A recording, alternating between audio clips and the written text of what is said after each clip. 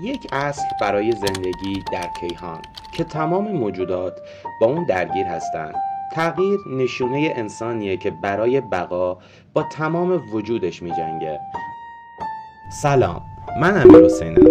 به چنل پادکست های جدید خوش اومدید. اگر از این سبک ویدیو خوشتون اومد با لایک و کامنت و ساب کردن ما رو حمایت کنید.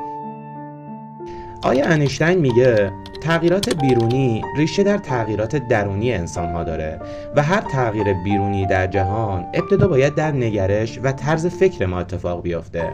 خیلی جالبه که بدونید ریشه هر انسان تغییراتیه که اون نسبت به زندگی شخصیش متحمل میشه.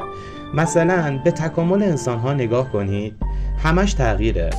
تغییر کنار انسان از شروع تولد بوده، یعنی از زمان انسان‌های اولیه تکامل وجود داشته. همینطور که گفتیم تغییر یک نگرشه و نگرش از مغز شما میاد.